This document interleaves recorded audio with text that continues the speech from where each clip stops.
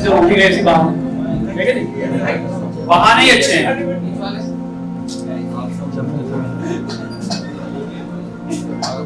आप लोगों ने सोच रहे होंगे, जब बोला होगा तब भी सोच रहे होंगे, यहाँ आके भी सोच रहे होंगे कि बोले इतना जल्दी हमको बुला के, मतलब रात में 3 बजे बुला के हमसे करवाना क्या चाह रहे हैं। सब लोगों के मन में प्रश्न आ रहा होगा, और अगर नहीं आ रहा है तो मैं उसको उत्तर दे देता हूँ। प्रश्न आना चाहिए। आ रहा है। हमारे देश के प्रधानमंत्री जी हैं नरेंद्र मोदी जी, और वो मन की बातें कार्यक्रम करते हैं। ये बात सबको पता होगी कि हम सब लोग कॉलेज में पढ़ने वाले हैं, तो इतनी बात तो पता ही होगी कि वो हर महीने मन की बातें कार्यक्रम करते हैं। और मन की बात कार्यक्रम के उस एपिसोड में, उस कार्यक्रम के तहत वो मन की बात वास्तव में उनके मन की बात नहीं, वो देश के मन की बात करते हैं, जनता के मन की बात करते हैं। उसके अंदर वो ऐसी ऐसी चीजें लेके आते हैं जो हमें नहीं पता है। हमारे देश के, हो सकता है हमारे गांव के पड़ोस वाले गांव में, हो सकता है हमारे गांव में, हमारी गली में कोई ऐसा व्यक्ति रहता है जो ऐसा कुछ काम करता हो जिसकी बात मोदी जी तक पहुंच गई है, और वो उसका उल्लेख इसमें कर दें, उस मन की बात के कार्यक्रम में कर दें। और ऐसे कई सारे उदाहरण, ऐसे कई सारे हीरे निकल कर आए। कहां से? उनकी मन की बात के कार्यक्रम से। बाहर जो प्रदर्शनी लगी है, उस प्रदर्शनी में ऐसे कई नामों का उल्लेख है जिनके बारे में हमने पहले नहीं सुना था। आपने भूरी बाई का नाम सुना होगा, आपने लहरी बाई का नाम सुना होगा, आपने जोधैया बाई का नाम सुना होगा। ये ऐसी हमारे प्रदेश की महिलाएं हैं जिनके बारे में बहुत कम लोग जानते होंगे पहले कि वो क्या करती थी। मन की बात के कार्यक्रम में उनका उल्लेख हुआ, उनके बारे में जब पता चला, और वो आज पद्मश्री जैसे पुरस्कार से सम्मानित हो चुकी है। यह कार्यक्रम मैराथन सेमिनार जो तय किया गया, अभी तक मन की बात के कार्यक्रम के 100 से ज्यादा एपिसोड हो चुके हैं, लेकिन जो शुरू के 100 एपिसोड हैं, उन एपिसोड को वापस से सबके सामने लाने के लिए, उनको रिवाइंड करने के लिए यह कार्यक्रम तय किया गया है। और इस कार्यक्रम की विशेषता यह है कि 23 तारीख को सवेरे 8 बजे जब यह कार्यक्रम शुरू हुआ, पहले वक्ता के साथ में 100 श्रोताओं के साथ में, और मोदी जी के मन की बात के पहले एपिसोड के साथ में शुरू हुआ। प्रत्येक घंटे एपिसोड क्रमांक बढ़ता गया, यानी कि पहले घंटे में पहला एपिसोड, फिर दूसरा एपिसोड, फिर तीसरा एपिसोड। नए वक्ता आते गए और नए श्रोता आते गए। ये इस कार्यक्रम का स्वरूप है। अभी जब आप यहाँ पर बैठे हुए हैं, ये इस कार्यक्रम का, यानी कि 100 घंटे वाले कार्यक्रम का 44वां घंटा है। 44वें एपिसोड के बारे में आपसे बातचीत होनी है। जो हमारे वक्ता हैं वो अपना विषय रखेंगे, और आपको उनसे कुछ प्रश्न पूछना था, प्रश्न भी उसका पूछ सकते हैं, उससे संबंधित कोई प्रश्न पूछना था पूछ सकते हैं। इस प्रकार का कार्यक्रम, जब अभी हम भाई साहब और हम बात कर रहे थे, और जब तय हुआ तब भी ये बात होती है। और किसी को आप कहोगे कि 100 घंटे तक लगातार चलेगा, तो उसके दिमाग में ये आएगा लगातार चलेगा से मतलब दिन दिन में लगातार चलेगा, रात में बंद हो गई थी। रात में थोड़ी चलेगा क्या, क्योंकि आज तक ऐसे कार्यक्रम कहीं पर भी नहीं हुए हैं। इस बात को प्रूफ किया है कि आज तक ऐसा कोई कार्यक्रम नहीं हुआ। Guinness book of world record की जो टीम है उसने भी बोला कि ऐसा कोई कार्यक्रम आज तक हमारे संज्ञान में नहीं है कि जो रात में भी लगातार चलाओ, लगातार 100 घंटे तक चलाओ। कोई हमसे कहे तो हम लोग तो इस बात के प्रत्यक्ष उदाहरण हैं, क्योंकि हम लोग सिर्फ बैठे हुए हैं, तो अभी 3-3.5 दिन का समय हो रहा है। कोई कहेगा ना कि रात में नहीं हो सकता, तो हम लोग तो कर ही रहे हैं। आप लोग सुनने के लिए आए हुए हैं, एक वक्ता यहाँ पर सुनाने के लिए आए हुए हैं, मतलब कार्यक्रम रात में भी चल रहा है। ये इस बात का प्रमाण है। तो इसी कार्यक्रम की जो 100 घंटे तक चलने वाला है, इसमें हम 44वें एपिसोड के संदर्भ में बात करेंगे। और इस कार्यक्रम के लिए, इस सेशन के लिए हमारे जो मुख्य वक्ता रहने वाले हैं, उनका मंच पर स्वागत करता हूं। श्री मुदित जी शेजवार हमारे बीच में उपस्थित हैं, आप मंच पर आए।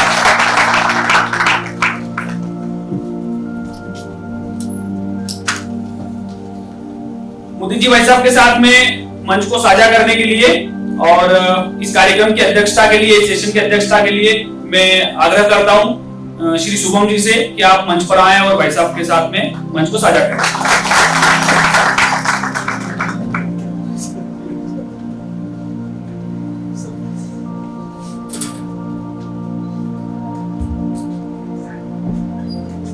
हमारे हिंदू धर्म में, हमारे सांस्कृतिक इतिहास में स्वागत की परंपरा रही है, और उसी परंपरा में हमारे जो इस कार्यक्रम के मुख्य वक्ता हैं उनका स्वागत करने के लिए हमारे जो अध्यक्षता कर रहे हैं श्री शुभम जी, उनसे मैं आग्रह करता हूं कि बेंच लगाकर और पुस्तक भेंट करके आप स्वागत करें।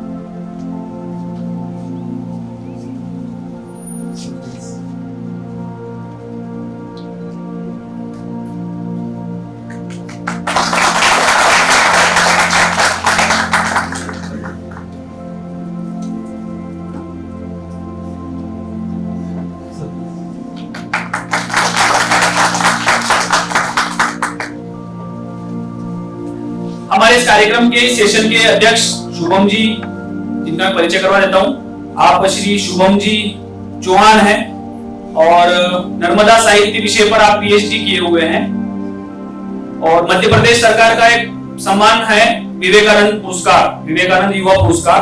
उस पुरस्कार के आप पहले प्राप्तकर्ता हैं राज्य में। वहीं भारत सरकार का जो राष्ट्रीय युवा पुरस्कार है उसके भी आप प्राप्तकर्ता हैं, पुरस्कार आपको मिल चुका है। जो हमारे इस सेशन के मुख्य वक्ता हैं उनका परिचय मैं करवा देता हूं। श्री मुदित जी शेजवार, आप भोपाल के निवासी हैं, युवा उद्यमी हैं और सामाजिक कार्यों में सक्रिय रहते हैं, राजनीतिक कार्यों में सक्रिय रहते हैं। साथ ही कृषि क्षेत्र, आईटी और फार्मास्यूटिकल क्षेत्र में भी आप काम कर रहे हैं। एक 5 मिनट की वीडियो क्लिप जो जिस सेशन की अपन बात कर रहे हैं उसकी होने के बाद में भाई साहब से आग्रह करूंगा कि आप आए और अपना विषय बताएं। इसी तरह एक दूसरे के साथ पूरे स्पोर्ट्समैन स्पिरिट के साथ खेलेंगे भी खिलेंगे भी। मेरे प्यारे देशवासियों, इस 21 जून को चौथे योग दिवस पर एक अलग ही नजारा था। पूरी दुनिया एकजुट नजर आई। विश्व भर में लोगों ने पूरे उत्साह और उमंग के साथ योगाभ्यास किया। ब्रसेल्स में यूरोपियन पार्लियामेंट हो, न्यूयॉर्क स्थित संयुक्त राष्ट्र मुख्यालय हो, जापानी नौसेना के लड़ाकू जहाजों हो, सभी जगह लोग योग करते नजर आए। सऊदी अरब में पहली बार योग का ऐतिहासिक कार्यक्रम और मुझे बताया गया है कि बहुत सारे आसनों का डेमोन्स्ट्रेशन तो महिलाओं ने किया।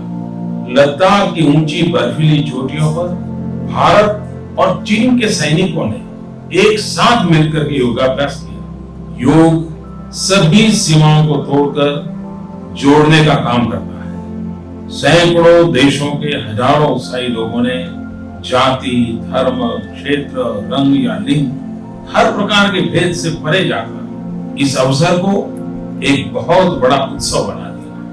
यदि दुनिया भर के लोग इतने उत्साहित होकर योग दिवस के कार्यक्रमों में भाग ले रहे थे तो भारत में इसका उत्साह अनेक गुना क्यों नहीं होगा। देश को गर्व होता है जब 125 करोड़ लोग देखते हैं कि हमारे देश के सुरक्षा बल के जवान जल, थल और नभ तीनों जगह योग का अभ्यास किया। कुछ वीर सैनिकों ने जहां पनडुब्बी में योग किया, वहीं कुछ सैनिकों ने सियाचिन के बर्फीले पहाड़ों पर योग का अभ्यास किया। वायुसेना के हमारे योद्धाओं ने तो बीच आसमान में धरती से 15,000 फीट की ऊंचाई पर योगासन करके सबको स्तब्ध कर दिया। देखने वाला नजारा यह था कि उन्होंने हवा में तैरते हुए किया, न कि हवाई जहाज में बैठ कर। स्कूल हो, कॉलेज हो, दफ्तर हो, पार्क हो, ऊंची इमारत हो या खेल का मैदान हो, सभी जगह योगाभ्यास हुआ। अहमदाबाद का एक दृश्य तो दिल को छूने वाला था। वहां पर लग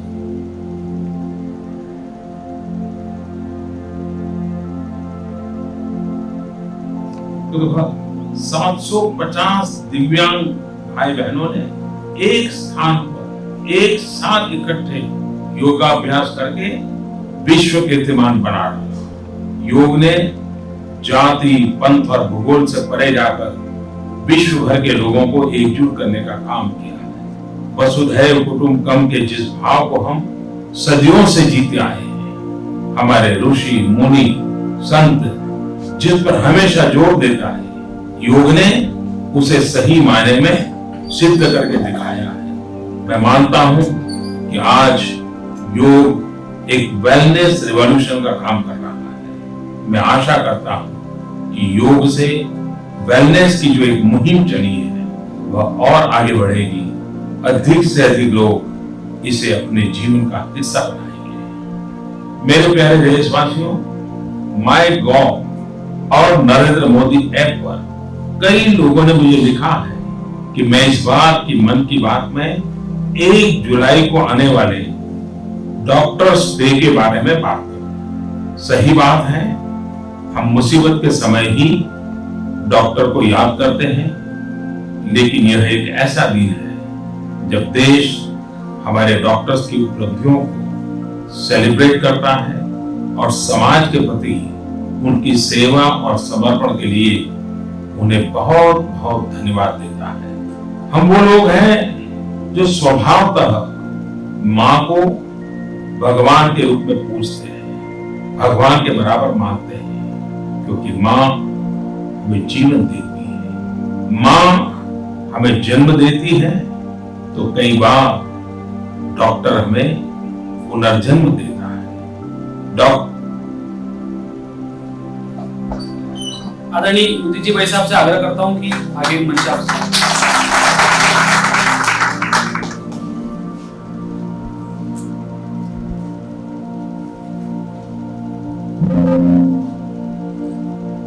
बोलिए भारत माता की जय। मैं समझ रहा हूं 3:30-4 बज रहे हैं, अब रात कहो कि दिन कहो, जो मंच संचालन कर रहे थे बंधु हमारे, उन्होंने आपसे बोला कि आपको जल्दी बुला लिया गया है। ये तय आप करोगे कि जल्दी बुलाया है कि लेट बुलाया है, पर चूंकि जिस कार्यक्रम में हम हैं और आज इस ऐतिहासिक कार्यक्रम का हिस्सा बने हैं, आपको मुझे शुभम जी हमको हिस्सा बनने का मौका मिला है, तो चूंकि कार्यक्रम ऐतिहासिक है तो मेरे ख्याल से आवाज भी उतनी जोर से आनी चाहिए, क्योंकि नारा भारत माता की है। बोलिए भारत माता की जय। और साथ ही साथ चूंकि जो ये सेशन है इसका समय जो है ऑड है 3-4 बजे का, तो मैं यहाँ पे आपके सामने भाषण नहीं दूंगा, मैं तो आपसे बातचीत करने का प्रयास करूंगा ताकि आप भी जागे रहो और मैं भी जागा रहूं। मंच पर आज हमारे साथ हमारे युवा साथी, और सिर्फ युवा साथी नहीं, ये यूथ आइकन है, और ये मेरा सौभाग्य है कि हम दोनों एक ही धरती, हम दोनों एक ही जिले रायसेन से आते हैं। शुभम चौहान जी तामोट जो इनका गांव है, क्षेत्र है, और इनका नाम भी आप देखोगे, नाम इनका महत्वपूर्ण है, उससे बात आगे बढ़ाऊंगा। इनका नाम जब लिया जाता है तो शुभम चौहान तामोट कहा जाता है, अगर मैं गलत नहीं। तामोट गांव से निकल के आज इस अभी कार्यक्रम की अध्यक्षता कर रहे हैं शुभम जी। पर ये जो भाव है, मैंने आपको क्यों बताया, क्योंकि इनके नाम के साथ जो तामोट का नाम लिया जाता है, अपनी उम्र में राष्ट्रीय पुरस्कार, प्रदेश के कई पुरस्कार और कई युवाओं को ये रिप्रेजेंट करते हैं। मैं बार बार ये नाम इसलिए ले रहा हूं क्योंकि ये वो हैं जिन्होंने अपने गांव का नाम जो है वो पूरे भारत में, पूरे देश में जो है वो फेमस किया है। और यही प्रेरणा है आज आपके हमारे लिए कि हम जो भी काम करें जीवन में, क्योंकि हम युवा हैं, हम आगे निकल के जो भी काम करें, हमें आखिरी में चिंता हमारे गांव, हमारे प्रदेश, हमारे देश और हमारी संस्कृति की होनी चाहिए। तो मैं शुभम जी के लिए आज, चूंकि आपको हालांकि मुझे सुनने का मौका मिल रहा है, आप इनको सुनने का मौका मिलता तो आप और सौभाग्यशाली मानते, और इनके लिए मैं ताली बजाएं, एक राउंड और ताली बजाएं आप लोग खुद के लिए। ये जो कार्यक्रम है, ये ऐतिहासिक कार्यक्रम जैसा जो मंच संचालन कर रहे थे बंधु हमारे, उन्होंने बताया आपको कि हम यहाँ क्यों बैठे हैं। मुझे नहीं पता आपको जब यहाँ लेके आया गया तो आपके मन में क्या विचार था, पर अब जितना मैं समझ पाता हूँ आप समझ गए होंगे। यह एक ऐतिहासिक कार्यक्रम है। माननीय हमारे यशस्वी प्रधानमंत्री नरेंद्र मोदी जी, आप सोचिए ये पूरी व्यवस्था है, साधारण व्यवस्था नहीं है। 140 करोड़ आज हम भारतीय हैं, कितने 140 करोड़। एक व्यक्ति जो इस देश का प्रतिनिधित्व कर रहा है, वो अगर एक समय पे 140 करोड़ लोगों से बात कर पाता है, और सिर्फ बात नहीं, मन की बात कर पाता है, और मन की बात अकेले प्रधानमंत्री की नहीं, मन की बात आपकी, मन की बात युवाओं की, मन की बात महिलाओं की, मन की बात बुजुर्गों की, मन की बात गरीबों की, मन की बात व्यापारियों की, मन की बात डॉक्टरों की, मन की बात इंजीनियरों की। आप 100 एपिसोड मन की बात के हो चुके हैं, और अगर आप देखेंगे उसमें हर एपिसोड में माननीय प्रधानमंत्री जो बात रखते हैं, जो विषय रखते हैं, वो उनके मन की बात नहीं होती, वो आपके मन की बात होती है। और ये जो ऐसा अद्भुत कार्यक्रम हमारे भारत में ही संभव है, और कोई भारतीय और नरेंद्र मोदी जी जैसे कोई प्रधानमंत्री ही कर सकता है कि अपने 140 करोड़ देशवासियों के मन की बात उनके साथ बैठकर करे। एक ऐसा प्लेटफॉर्म बनाया उन्होंने जहां पर विषय वो रखते हैं जो उनके मन में रहते हैं, जो उनको लगता है आपके सामने लाना जरूरी है। मैं इसको एक शुभम जी सोशल एंटरप्रेन्योरशिप का एक बहुत अच्छा उदाहरण मानता हूँ। मतलब किस तरीके से उन्होंने ये सिर्फ मन की बात एक रेडियो प्रोग्राम नहीं है, एक सामाजिक संपदा का निर्माण किया उन्होंने भारत देश में। हालांकि आप हमारी बात करें, आज जो ये एपिसोड आपने मेरे ख्याल से जिसकी हमने छोटी सी झलकियां देखी, मुझे जो विषय दिया गया है वो ये एपिसोड है। पर चूंकि आप लोग इतनी मेहनत कर रहे हो, और ये आपको जानकारी में हो कि ये जो गिनीज बुक में ये कार्यक्रम जो है अटेम्प्ट किया जा रहा है, और आपका सिर्फ इसमें इतना सहयोग नहीं है कि आप एक सेशन के पार्टिसिपेंट हो, इसमें इस इतिहास में आपका एक एक व्यक्ति का नाम लिखा जाएगा। तो 10,000 पार्टिसिपेंट्स हैं 100 एपिसोड के, आपको भी इसका सर्टिफिकेट मिलेगा। और इस ऐतिहासिक कार्यक्रम में आपका सहयोग जो है वो अतुलनीय है। ये जो 44 नंबर का एपिसोड है जिसकी हमने छोटी सी झलकियां देखी, इसमें एक बहुत महत्वपूर्ण बिंदु, हालांकि समय का अभाव था तो आपको पूरे आधे घंटे का एपिसोड नहीं दिखाया जा सकता, पर इस एपिसोड में अगर आप किसी ने कभी देखा हो तो याद से शुभम जी में ख्याल से 5 साल पुराना एपिसोड, 2018 के आसपास का एपिसोड है। इस मन की बात वाला जो कार्यक्रम था उसमें माननीय मोदी जी ने एक बहुत, चूंकि यहाँ पर सब युवा शक्ति मौजूद है, और आपसे रिलेवेंट बात उन्होंने इस एपिसोड में करी थी, जिसका एक छोटा सा हिस्सा आपने अभी देखा योग दिवस के रूप में। आपको ध्यान हो, आप मतलब हालांकि सभी कॉलेज के स्टूडेंट्स हैं, क्या एज ग्रुप क्या होगी आप लोगों की यहाँ? 18 से 20-22? अरे नव मतदाता हो आप लोग सब। वोट किया है पहले? नो यस समझ नहीं आया। कितने लोगों ने वोट किया? हाथ उठाए, शाबाश। और कितने लोग इस बार करेंगे? वाह, बहुत बढ़िया। सबके वोटर आईडी बन गए? फिर भी यस नो समझ नहीं आया। कितनों के बन गए? हाथ उठाइए। और कितनों के नहीं बने? भैया जब रात के 3:30 बजे आप जाग रहे हो तो सो कैसे रहे हो?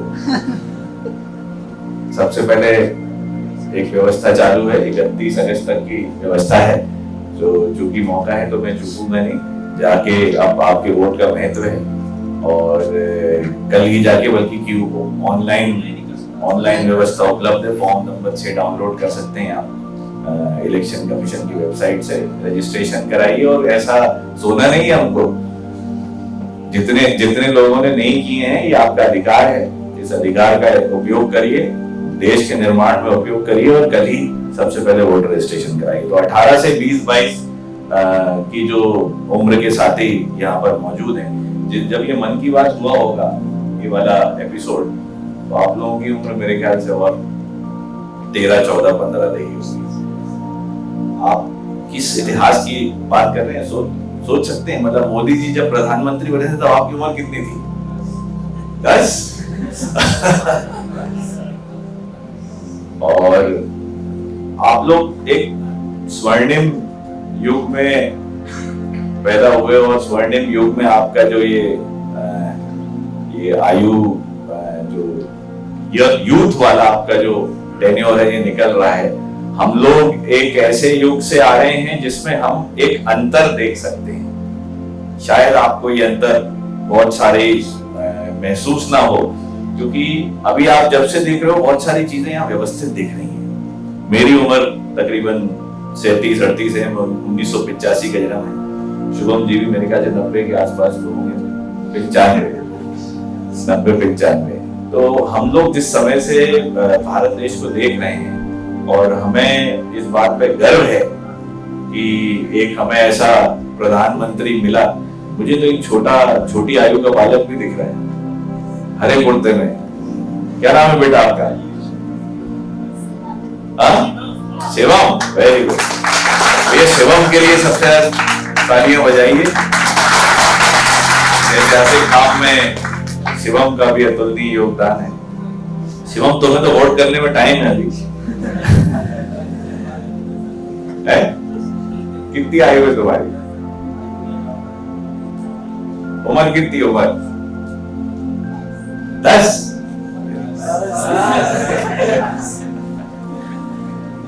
ये जो कार्यक्रम पर अपन वापस आते हैं, पता नहीं आपको ये 2018 का परिदृश्य याद हो कि नहीं, पर इस मन की बात में मोदी जी ने, मुझे बहुत अच्छे से याद है क्योंकि मैंने ये खुद ये जो एपिसोड है पूरा देखा था और मैं खुद एक बहुत अच्छे लेवल पे इस एपिसोड से प्रभावित हुआ था। यहाँ पर इतने आप लोग सब लोग मौजूद हैं, इसमें स्पोर्ट्समैन कितने हैं, खिलाड़ी कितने हैं? बस क्या खेलते हो भैया? क्रिकेट और वॉलीबॉल। बास्केटबॉल वाले कौन है? बहुत बढ़िया। और फुटबॉल वाले भी हैं। कबड्डी से तो प्रेम है मुझे देश का। और ये जो अंतर है, इस अंतर के बारे में मोदी जी ने बात करी थी। इस एपिसोड में मैं आपको याद दिलाना चाहूंगा, जो हमारे तब क्रिकेट की टीम के कैप्टन थे, सबसे फेवरेट क्रिकेटर कौन है आप लोगों का? विराट। तो विराट कोहली उस समय इंडियन क्रिकेट टीम के कैप्टन थे और विराट कोहली जी ने नरेंद्र मोदी जी को चैलेंज किया था एक वीडियो के माध्यम से, जिसमें वो वर्कआउट कर रहे हैं, कुछ एक्सरसाइज कर रहे हैं और उन्होंने प्रधानमंत्री जी को चैलेंज किया था कि आप भी एक्सरसाइज करते हुए या कोई खेल खेलते हुए अपना वीडियो डालिए। और शुभम जी आपको याद हो तो पूरे देश में एकदम क्रांति जाग गई थी। पूरा इंटरनेट, फेसबुक, इंस्टाग्राम, जितने भी ये सोशल मीडिया साइट्स हैं, ये 1 महीने के लिए आप मान के चलो सिर्फ और सिर्फ आपको सिर्फ वीडियो दिख रहे थे लोगों के, या तो वर्कआउट करते हुए, एक्सरसाइज करते हुए, योग करते हुए, कोई क्रिकेट खेलते हुए वीडियो डाला था, कोई बास्केटबॉल खेलते हुए डाला था। और इस मूवमेंट का नाम था फिट इंडिया मूवमेंट। आप विचार देखिए, व्यक्ति की सोच देखिए कि मन की बात के माध्यम से एक छोटा सा विचार उन्होंने 140 करोड़ देशवासियों के मन में डाला। और वो विचार था कि भारत का सिर्फ युवा नहीं, भारत का हर एक नागरिक फिट होना चाहिए। फिटनेस क्यों इंपॉर्टेंट है जीवन में? मुझे बड़ा मैं अमेज़्ड हूं कि 18 से 22 वर्ष की आयु में बमुश्किल 15 या 20% लोगों ने बोला कि खेलते हैं।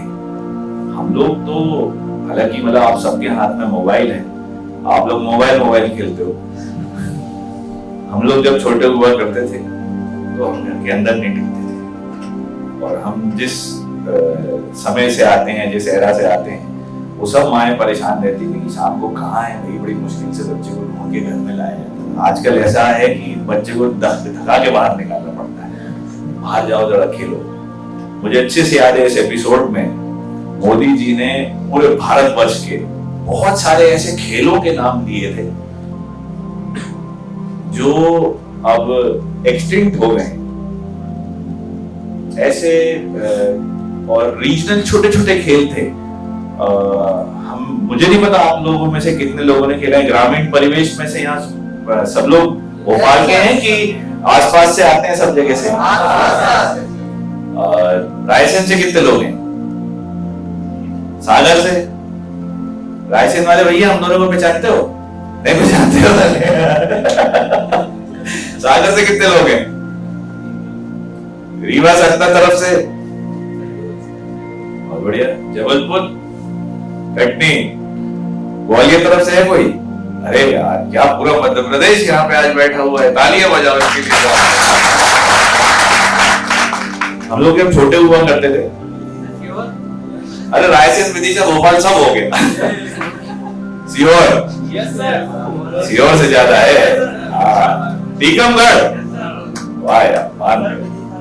विदिशा, राजगढ़, कोई बच गया?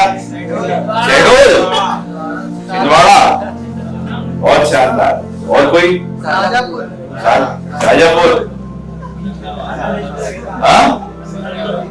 गुना, शिवपुरी, बहुत बढ़िया। वाह यार, मतलब मैं तो मन प्रसन्न हो गया, आज पूरे मध्य प्रदेश से बात हो रही है एक बार। तो मैं बताना चाह रहा था, मैं जब हम लोग छोटे हुआ करते थे, गर्मियों की छुट्टियों में नानी की यहाँ, मेरा ननिहाल सागर में, सागर वाले कहाँ गए, तो मेरा ननिहाल सागर में हम लोग जब वहां जाते थे तो मोबाइल तो होते नहीं थे, और अब भाई बहन सब, मामा के बच्चे, सब लोग हम लोग साथ में, बड़ा अच्छा समय यादगार रहता था। दिन भर क्या करते थे आप लोग? जब थोड़े और आज से 4-5 साल पहले जब आप 6वीं, 7वीं, 8वीं, 9वीं कक्षा में थे, तो जब अपने भाई बहनों से मिलते थे, मामा, चाचा, काका, बाबा कहीं, तो क्या करते हो आप लोग? कैसे समय कैसे व्यतीत करते हो साथ में? आपस में बातें, या आप वहां बैठ के मोबाइल से कहीं और बातें? नहीं। हम लोग बचपन में एक खेल खेलते थे, शुभम जी आपको याद हो तो, अष्टचंगी। अभी भी खेलते हैं? क्या अद्भुत खेल है। नया वर्जन आ गया, लूडो नया वर्जन नहीं है, ओरिजिनल नया पुराना सब अष्टचंग है। अच्छा, अष्टचंग के नाम के कहीं अलग अलग, आप लोग अलग अलग जगह से आते थे। हमारे यहाँ रायसेन सागर में अष्टचंग कहते थे, आप लोग क्या हो सकता है कुछ और कहते हैं उसको? चौपड़। अच्छा, वो चौपड़। हाँ, तो मैं आपको बताना चाहूंगा, यहाँ पे आप लोग इतने मतलब विविध अलग अलग, हमारा सबका भले मध्य प्रदेश में रहते हुए भी अलग अलग जगह से हम आते हैं। मोदी जी ने उस दिन वो जो अष्टचंग जो खेल है, उस खेल का कम से कम 9 से 10 भाषाओं में और 9 से 10 अलग अलग क्षेत्रों के नाम बताए। तमिलनाडु से लेके मणिपुर से लेके जम्मू कश्मीर और गुजरात तक खेल एक ही था, अष्टचंग। मुझे इस बात की खुशी है कि आप में से अधिक लोगों ने वो खेल खेला है। आप शहरी क्षेत्रों के बच्चों से पूछोगे तो वो कहेंगे ये क्या होता है। तो इतना बढ़िया खेल है। आपने बत्ती ली, टिप्टी पे बैठे, बनाया, 4 इमली के बीजे लिए या कोई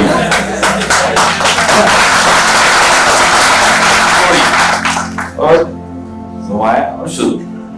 कोई लूडो का नहीं चाहिए बोर्ड, ना डाइस चाहिए, ना प्लास्टिक की गोटियां चाहिए, कुछ नहीं। ये मैं क्यों अष्टचंग के बारे में बता रहा हूं, ये भारत की धरोहर है।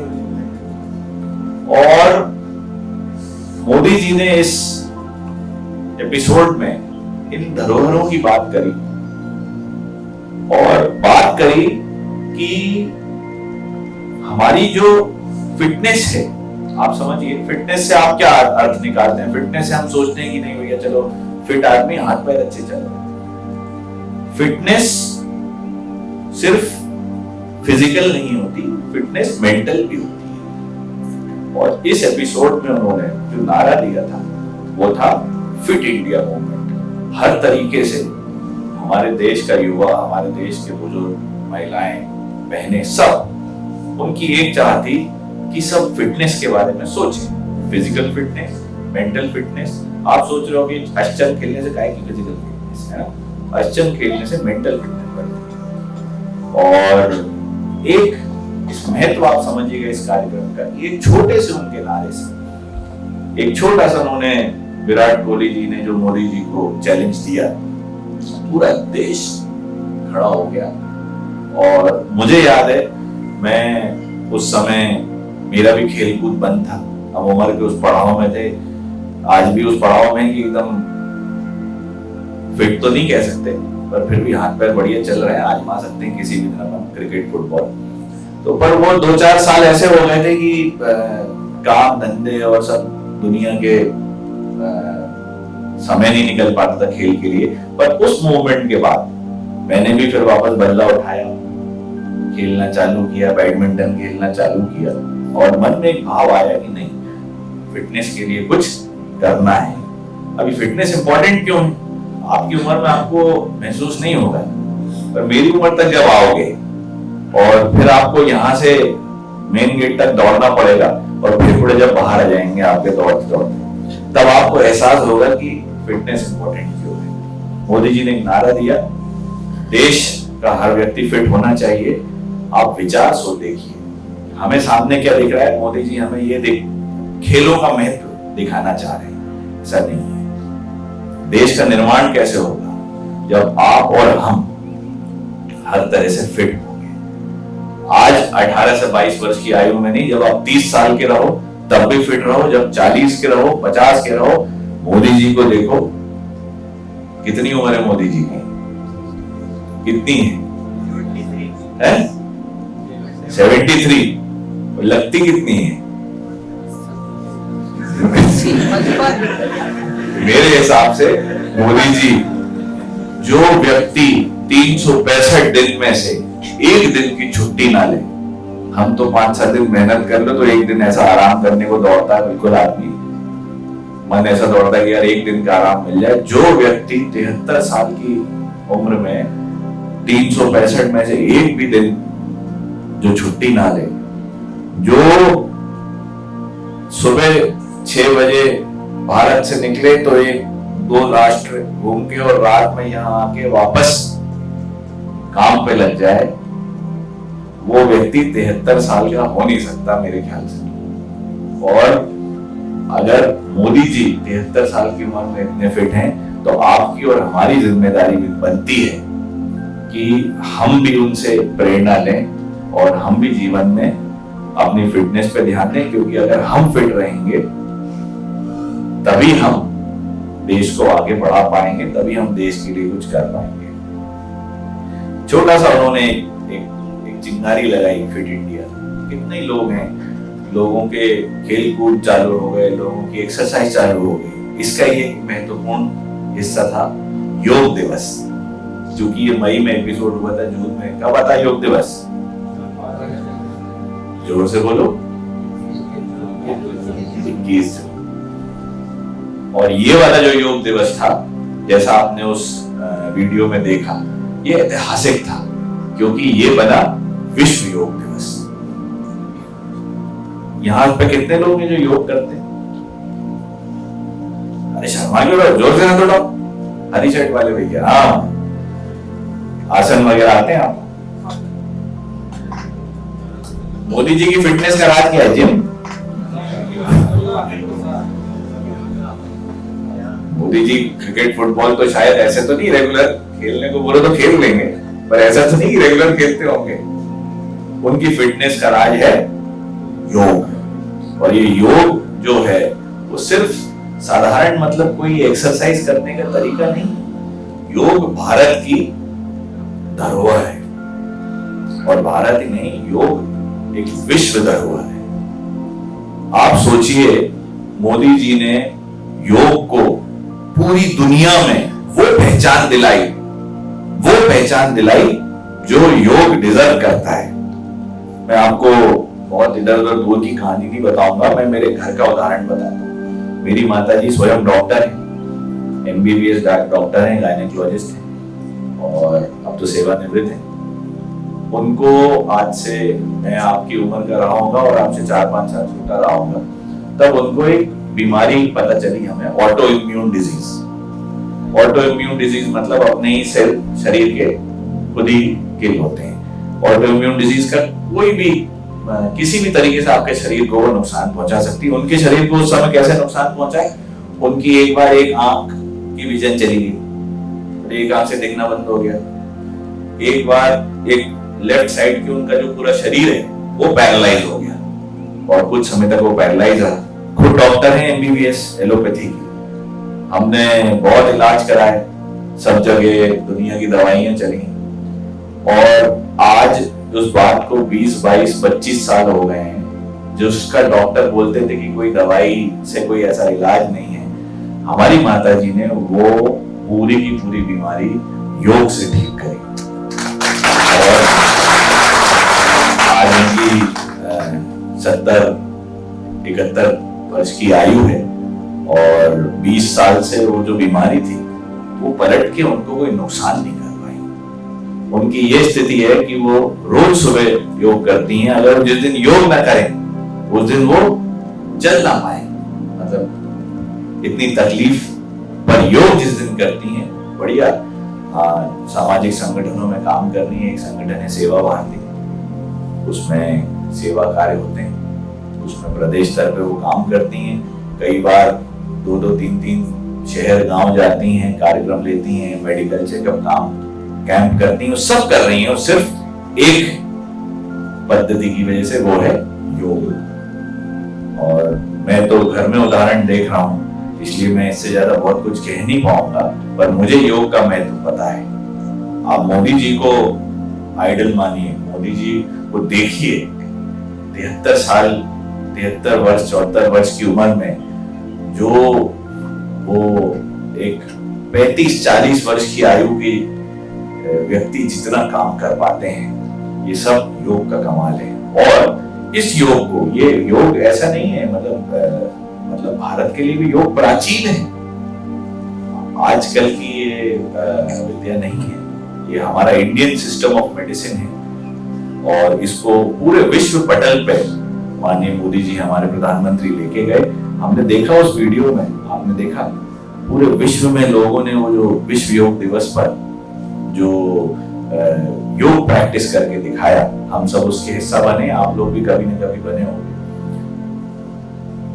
जब हमारे पास इतनी बड़ी धरोहर है, हम उसका प्रचार प्रसार कैसे करें, ये मन की बात की ताकत है। मोदी जी ने इस विषय को सबसे पहले मन की बात में रखा, 130-140 करोड़ हिंदुस्तानियों ने वो सुना, उसका महत्व सुना और वो मोटिवेट हुए, मोबिलाइज हुए। और आज कितने ही ऐसे लोग हैं जिनके जीवन में योग महत्वपूर्ण भूमिका निभा रहा है, सिर्फ भारत देश में नहीं बल्कि पूरे विश्व में। ये मन की बात का महत्व है और इसी मन की बात के जो 100 एपिसोड हुए हैं, उसकी ये जो मैराथन सेमिनार हुआ है आज, इसका आप एक बहुत महत्वपूर्ण हिस्सा है। मेरे ख्याल से आपको इससे इसकी वैल्यू समझ में आएगी कि आपने सिर्फ ऐसा ही नहीं अपनी रात खराब करी है, आप जो मेहनत करके अपनी नींद से लड़के झोंके खा के अभी बढ़िया सो रहे होते, नहीं तो पैर तान के बढ़िया अच्छी हवा लग रही होती। अभी तो पता भी नहीं, तो सपने भी आ रहे होते हैं जो वो वाला समय है, पर आपने उसको त्याग के आज आप यहाँ पर आए हो और इस कार्यक्रम का आप हिस्सा बने हो। ये इतिहास है और आप इस इतिहास के गवाह बने हो और मैं वाकई में आपकी तारीफ करना चाहूंगा कि आप इतिहास के गवाह और आप इसके साक्षी नहीं हो और आप इस बड़े कार्यक्रम के महत्वपूर्ण आप लोग हिस्सेदार हो।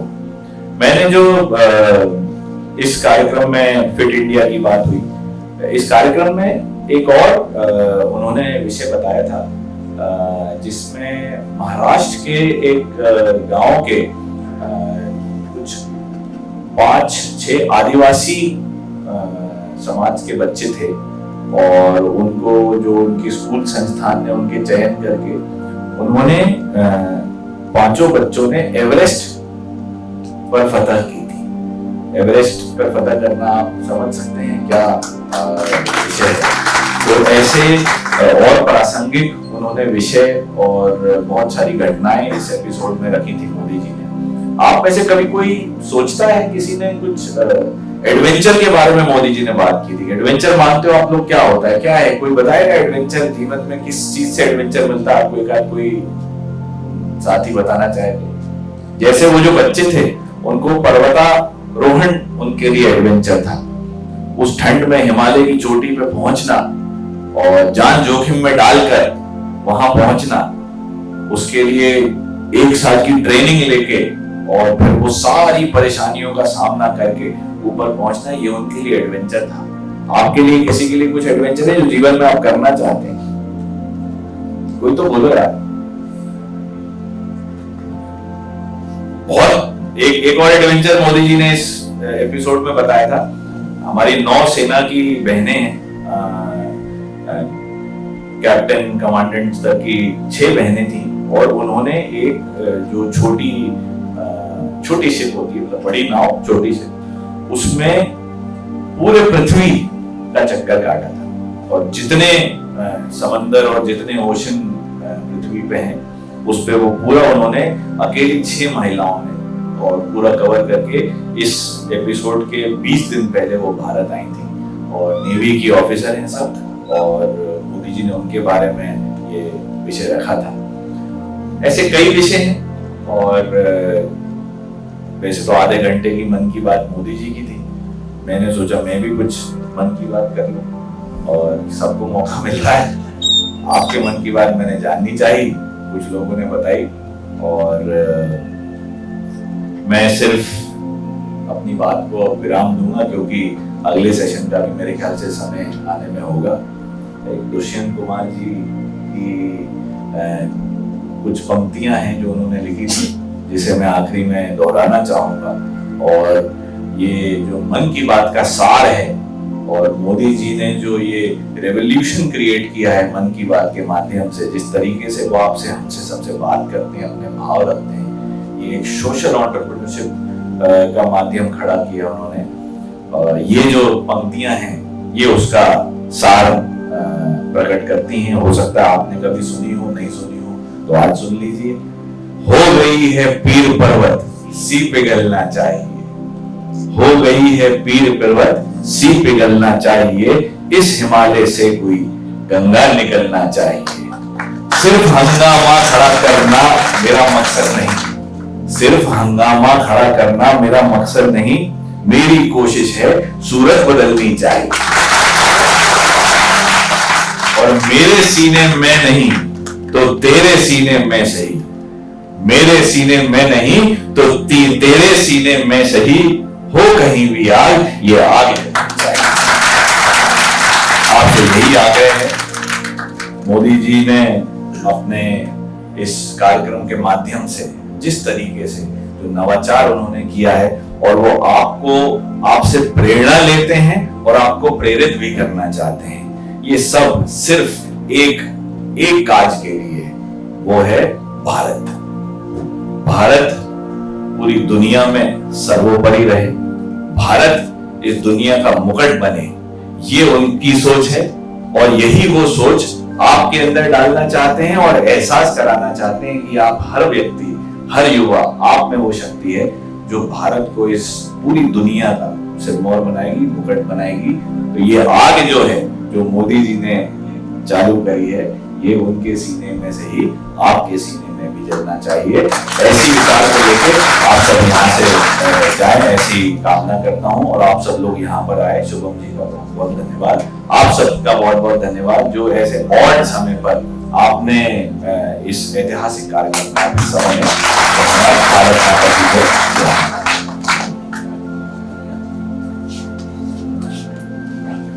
धन्यवाद भाई साहब। भाई साहब ने आप सभी का धन्यवाद किया, लेकिन धन्यवाद उनका भी कि वो इस समय पर हमको इतना महत्वपूर्ण विषय सुनाने के लिए आए। सुनना तो क्या है, चश्मा लगा के आंख बंद करके भी सुना जा सकता है, लेकिन सुनाने वाले को तो चश्मा खोल के सुनाना पड़ेगा, मतलब आंख खोल के सुनाना पड़ेगा, है कि नहीं?